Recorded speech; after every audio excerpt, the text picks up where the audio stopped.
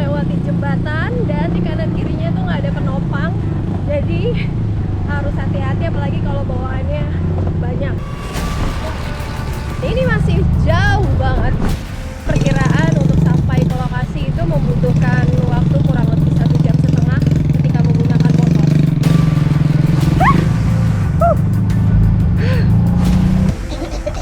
Karena memang di sini nggak ada puskesmas, jadi warga Desa Lepangan ini berinisiatif untuk menggunakan tandu sebagai fasilitas membawa orang yang sakit menuju ke arah mobil.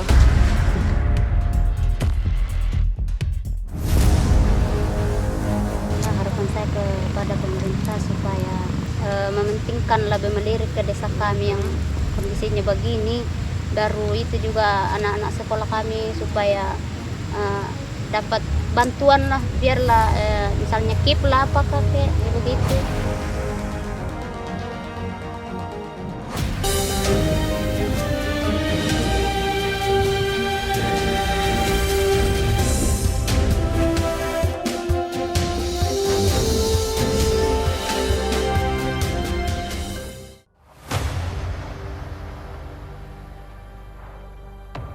Desa Lepangeng berbatasan langsung dengan 4 kabupaten. Sebelah timur Kabupaten Luwu, sebelah barat Kabupaten Nrekang, sebelah utara Kabupaten Tanah Toraja, dan sebelah selatan Kabupaten Wajo, Provinsi Sulawesi Selatan. Menurut Indeks Desa Membangun tahun 2021 sampai sekarang, Desa Lepangeng masih berstatus desa tertinggal.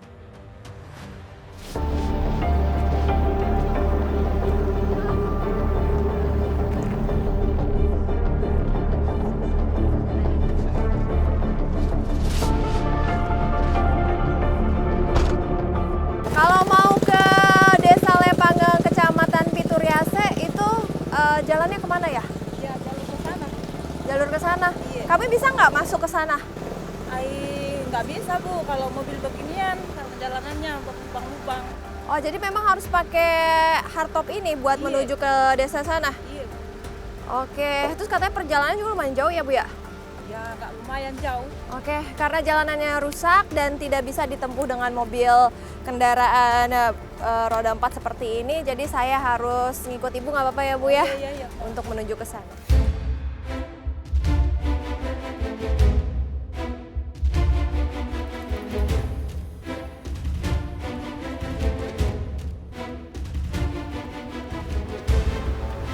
Perjalanan kami mulai dari titik terdekat, di mana mobil penumpang roda 4 yang mempunyai jarak dengan tanah rendah tidak bisa melaluinya.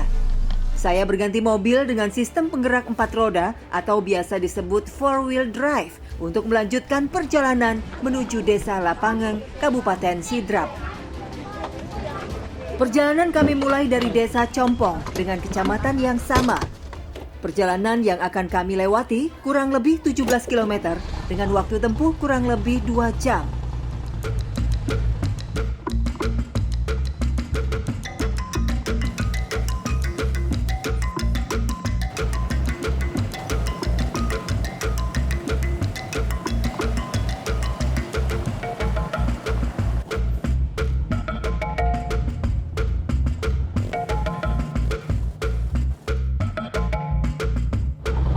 Nah, tepat di depan saya ini tidak hanya jalanan setapak untuk hardtop ini, melainkan di samping kanan saya ini adalah tebing yang sangat curam. Apalagi kalau misalnya hujan dan mobil ini tergelincir, mungkin taruhannya adalah nyawa.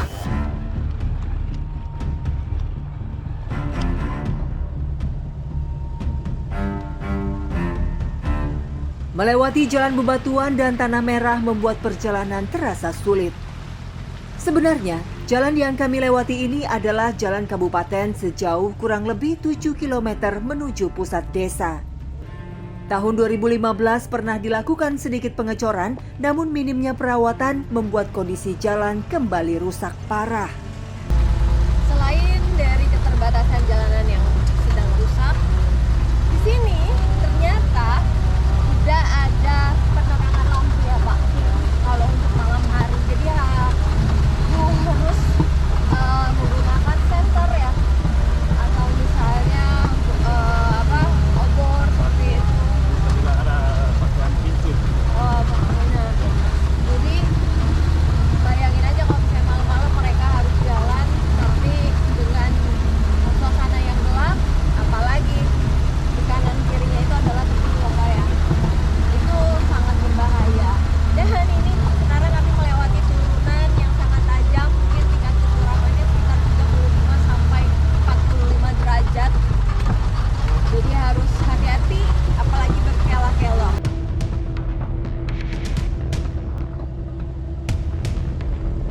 melewati jalan kabupaten, kami masih harus melanjutkan kembali menuju Dusun 3 Wala-Wala.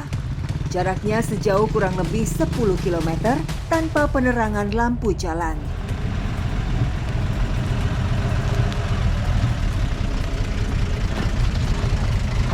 Pak, ini saya mau nyobain boleh ya Pak? Boleh. Ini buka dulu nih. Jadi di sini saya harus gantian sama bapaknya karena saya pengen cobain gimana sih mengemudikan hardtop ini, apalagi dengan jalanan yang seperti ini. Mudah-mudahan bisa.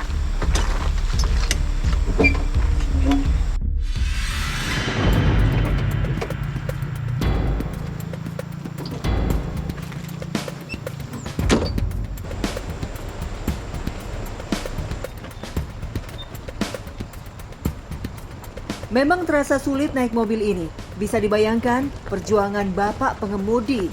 Ia harus menjaga penumpang keluar masuk desa dengan nyawa taruhannya.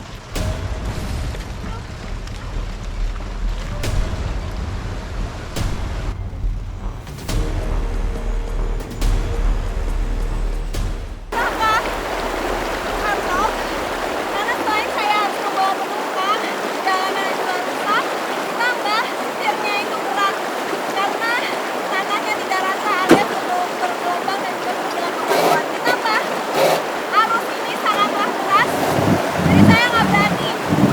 Takutnya nanti penumpangnya jatuh ataupun mobilnya tergelincir, mendingan bapaknya aja. Sekarang saya mau di samping bapak, jadi ikutin terus aktivitas saya selanjutnya di Indonesia.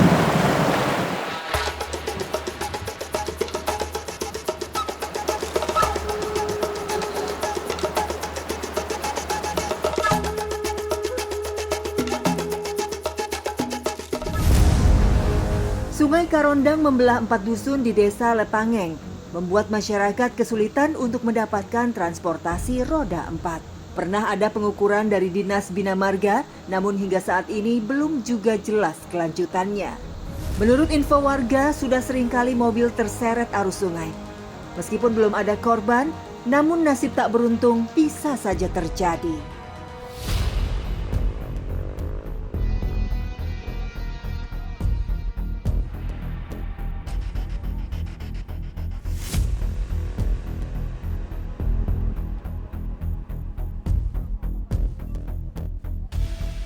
Jadi di sini banyak sekali jembatan yang dibangun sama warga agar akses transportasi bisa lewat, khususnya hardtop ini. Dan tadi jembatannya dibikin seadanya karena mau gimana lagi mereka tidak bisa mendapatkan anggaran yang lebih banyak untuk menyokong kebutuhan transportasi mereka karena jalanannya aja rusak sangat parah.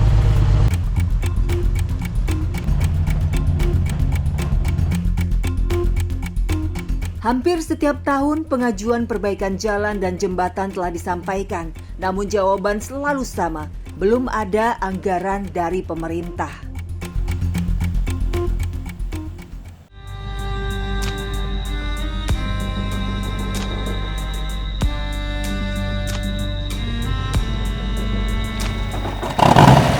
Akhirnya sampai juga di Desa Lepangan, Kecamatan Piturase. Dan setelah menempuh jarak lebih dari 17 kilo ada ya, dalam kurun waktu lebih dari 2 jam, akhirnya saya sampai juga. Dan tadi selama perjalanan banyak sekali jalanan atau infrastruktur jalan yang memang sudah hancur, ditambah kanan kiri tebing, dan memang warga diharuskan menggunakan hardtop ini karena kalau enggak mobil tidak bisa masuk untuk sampai ke sini.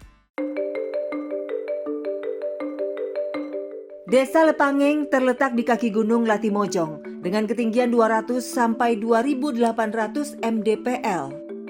90% wilayahnya masuk kawasan hutan lindung dengan jumlah penduduk kurang lebih 1.700 jiwa.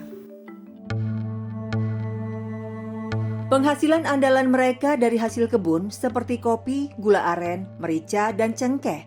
Ini lahan seluas setengah hektar milik Mardiana. Lokasinya terletak di Dusun 8 Rantes Siwa, Desa Lepangeng. Di ketinggian kurang lebih 1.500 meter di atas permukaan laut, pohon cengkeh tumbuh subur.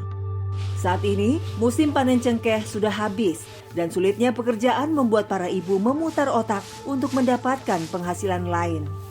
Ibu Nur sendiri udah lama ngumpulin cengkeh gini sebagai pekerjaan harian Ibu?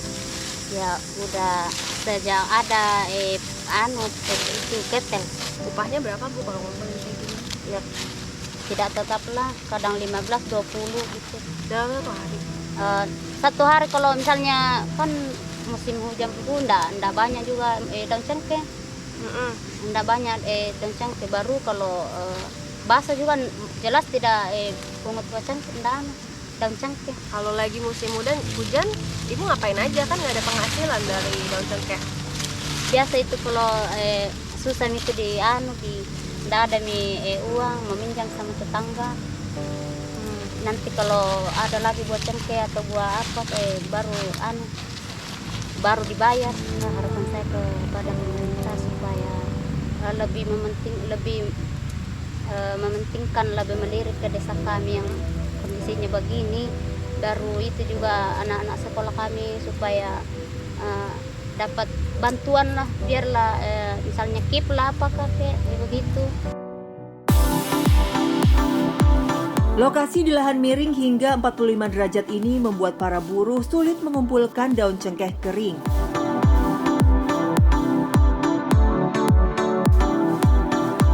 Dalam sehari, Nurmiati dapat mengumpulkan 2-3 karung saja.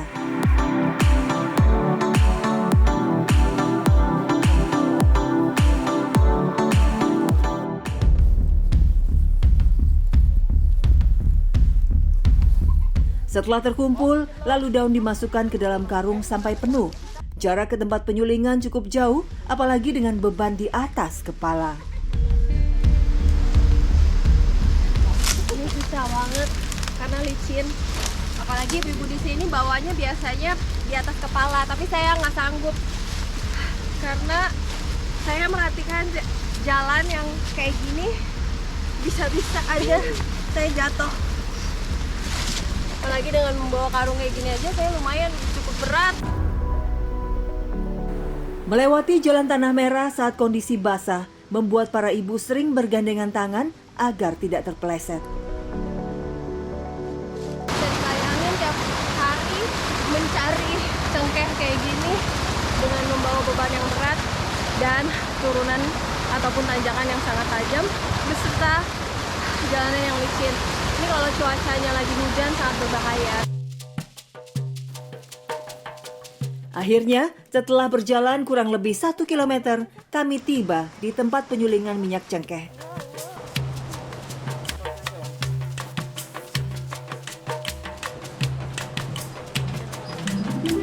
Selanjutnya, cengkeh ditimbang.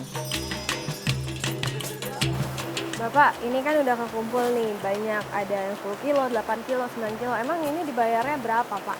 Dibayar ke 2.000 per kilo. Oh, enggak harian gitu, Pak? Ya. Pas habis timbang, bayar. Oh, langsung dibayar cash. Harga daun cengkeh kering dipatok Rp2.000 per kilonya. Para ibu pekerja dapat menghasilkan Rp20.000-Rp60.000 per harinya. Namun penghasilan itu tak setiap hari didapat. Paling tidak cukup untuk memenuhi hidup beberapa hari ke depan. Daun kering yang sudah terkumpul dimasukkan ke dalam ketel yang berkapasitas 600 kg. Kemudian ditutup untuk proses penyulingan.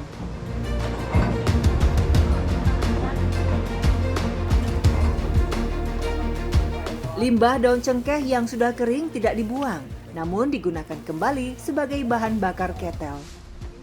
Pengukusan daun cengkeh selama kurang lebih 4 jam untuk menyuling minyaknya. Setelah mendidih, minyak cengkeh yang keluar bercampur air akan terpisah di bak penampungan dan air akan dialirkan keluar melalui pipa pembuangan. Ini kelihatan banget ya.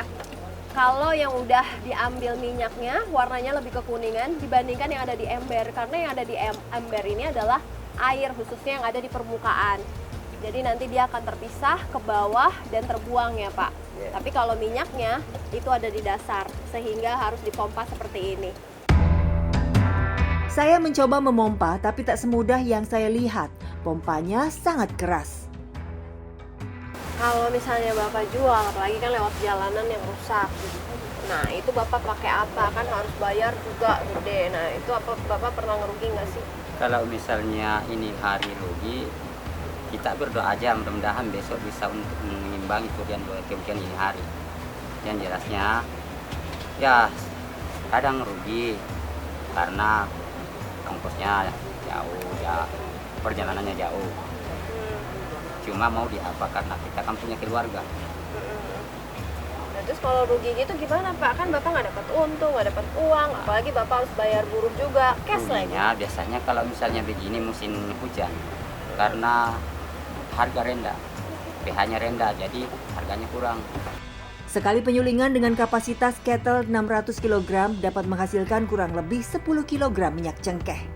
Dengan harga 120 sampai 140 ribu per kilo, sebulan dapat menghasilkan 1,5 sampai 2 juta rupiah.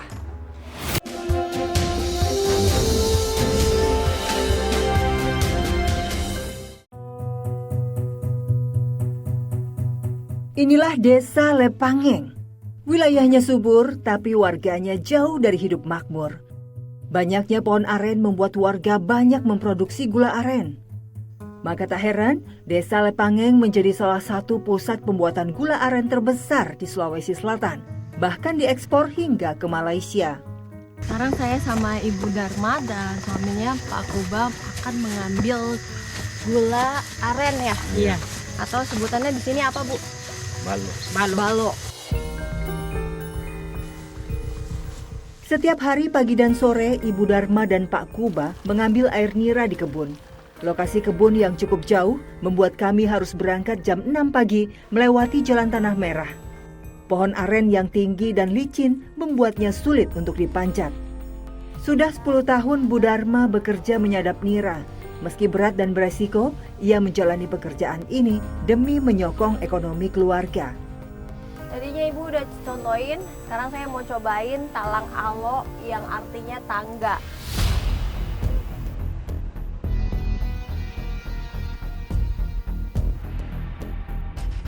Susah bener. Ternyata sangat sulit untuk memanjat pohon aren. Ini udah ada tangganya. Jadi untuk penopang kaki menggunakan kulit bambu, yang mana jempol saya aja nggak muat. Tapi saya mau coba gimana sih perjuangan Ibu untuk mengambil air gula.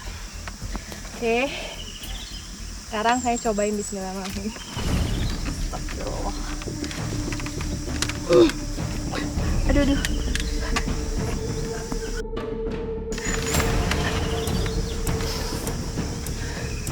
Kayaknya saya udah gak sanggup lagi. Soalnya bener-bener jempol saya tuh udah gak bisa masuk. Dan sakit banget, apalagi buat yang tidak terbiasa, pasti kakinya mungkin bisa cedera. Dan ini apalagi pohonnya itu tinggi banget. Nira disadap setiap 12 jam sekali, pagi dan sore. Tanpa kenal takut, Bu Dharma bersiap menyadap nira. Terlebih dahulu, Bu Dharma menurunkan jerigen berisi air nira yang telah terkumpul. Tak kurang dari 7 liter air nira harus diturunkan memakai tali tambang. Kurang lebih 35 liter air nira dapat diambil setiap harinya.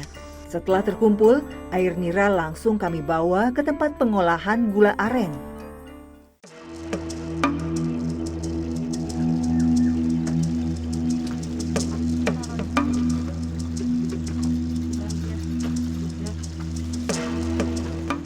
Air nira dimasukkan wajan besar, lalu disaring untuk dibersihkan dari kotoran.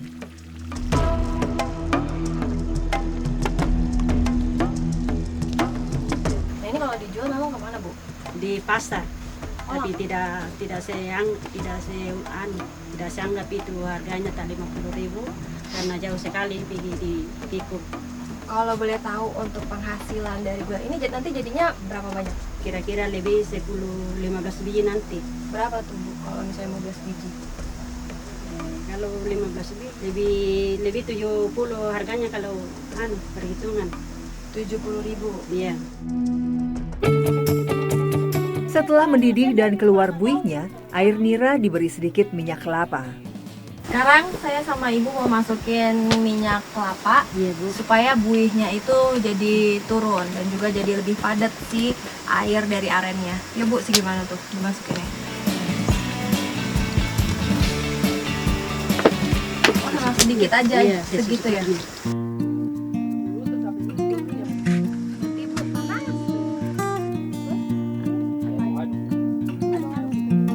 Proses pembuatan gula aren butuh waktu lebih dari 5 jam.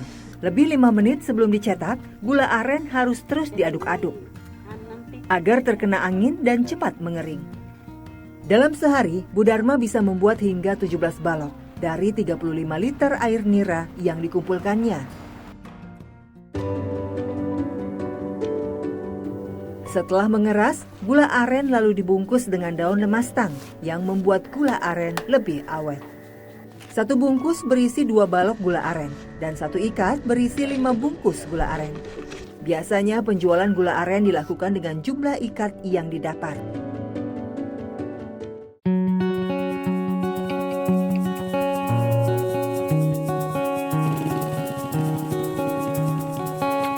Seminggu sekali warga menjual gula aren ke tempat pengepul yang terletak di Desa Compong.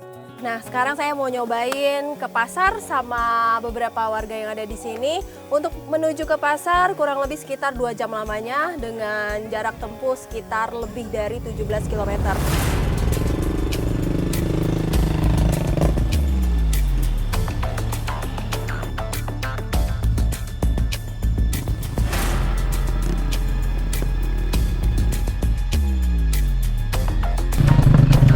Perjalanan kayak gini susah banget karena saya harus membawa beban yang cukup berat ditambah licin banget.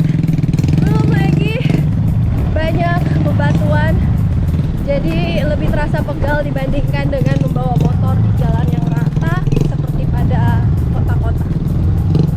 Dan ini masih jauh banget karena perkiraan untuk sampai ke lokasi itu membutuhkan waktu kurang lebih 1,5 jam ketika menggunakan motor.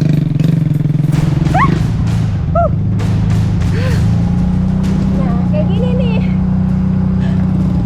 Ini ada bekas aliran air habis hujan. Saya hampir aja terpeleset. Kalau saya nggak bisa aware ya, nggak bisa hati-hati, mungkin saya bisa aja jatuh. Dan sayang karena saya membawa gula untuk dikirimkan ke pasar.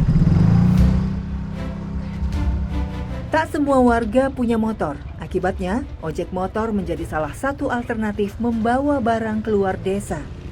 Ongkos ojek dipatok Rp5.000 per ikat gula merah. Sekarang saya sudah melewati jembatan dan di kanan kirinya tuh nggak ada penopang. Jadi harus hati-hati apalagi kalau bawaannya banyak.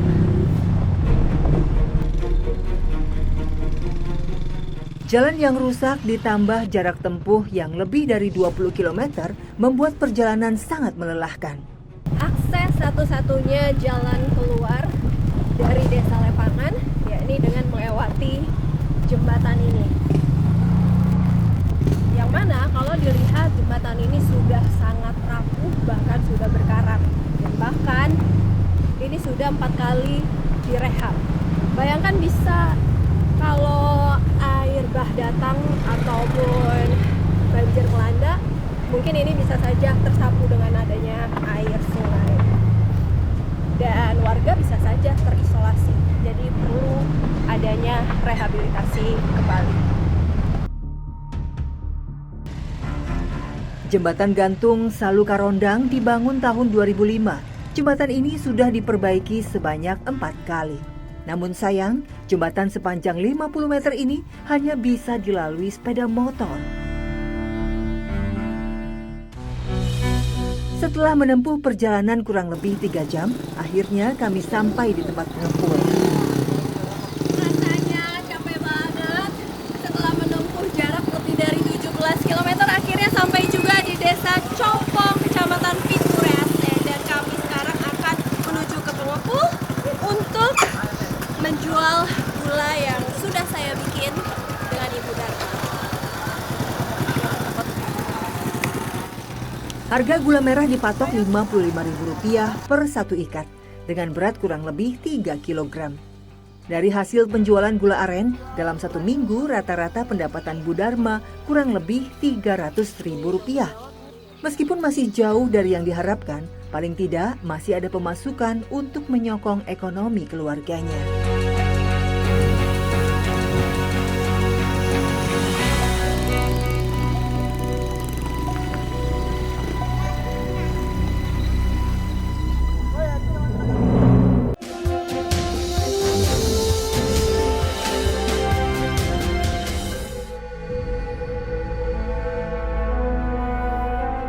Berstatus desa tertinggal, warga desa Lepangeng berharap memperoleh hak yang sama. Apalagi selama ini mereka hidup serba terbatas, termasuk ketika jatuh sakit. Fasilitas kesehatan di puskesdes yang tidak memadai membuat pasien dengan keluhan berat harus dilarikan ke puskesmas sejauh sekitar 42 km di kota kecamatan Pituriase.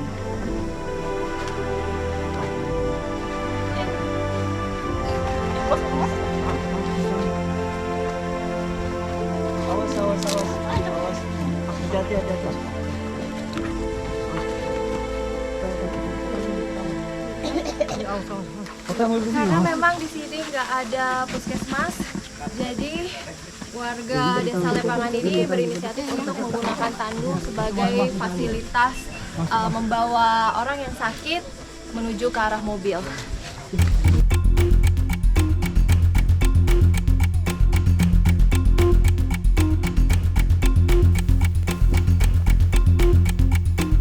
Jauh dari jalan utama, pasien terpaksa harus ditandu dengan melewati jalan yang sempit dan terjal. Perjalanan menuju ke mobil juga penuh dengan rintangan karena di sini kami harus melewati tanah merah yang mana licin banget, apalagi kalau hujan. Belum lagi ini di samping kiri saya adalah tebing yang sangat curam yang kedalamannya mungkin lebih dari 30 meter. Sehingga kami harus sangat berhati-hati apalagi membawa orang yang sangat sakit karena resikonya adalah nyawa. Ayo Pak.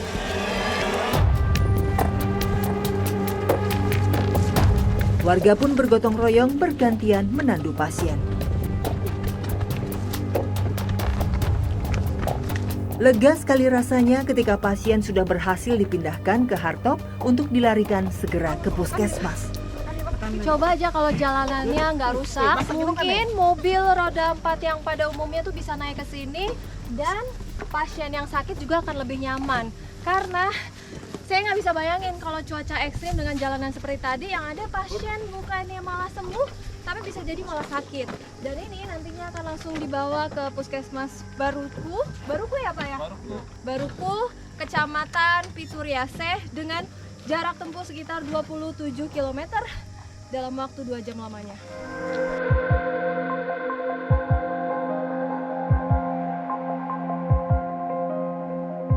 Sedangkan untuk kesehatan sendiri juga di sini sangat dengan adanya kebijakan dari pemerintah yang mengharuskan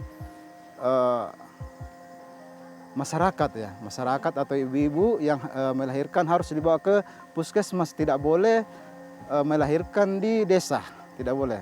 Jadi sedangkan jarak desa atau desa kami ke puskesmas yang ada di kecamatan itu sekitar lebih 28 km.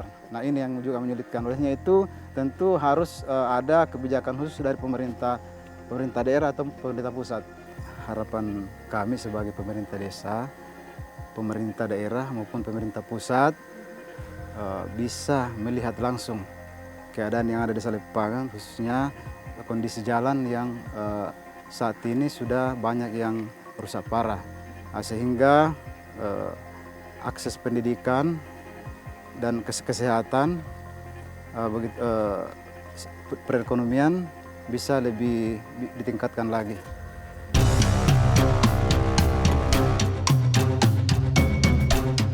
Keadilan sosial bagi seluruh rakyat Indonesia belum dirasakan warga desa Lepangeng. Padahal harapan akses jalan yang layak, kesehatan yang memadai, dan ketersediaan jaringan listrik sudah lama dinantikan, meski tak kunjung datang. Jangan lupa download Alobank dan upgrade Alobank kalian semua ke Alo Prime ya. Banyak banget keuntungan yang bisa kalian semua dapatkan. Beberapa di antaranya proses registrasi mudah dan cepat, login memakai biometrik, dan gratis biaya admin tanpa saldo minimum. Yuk segera download Alobank.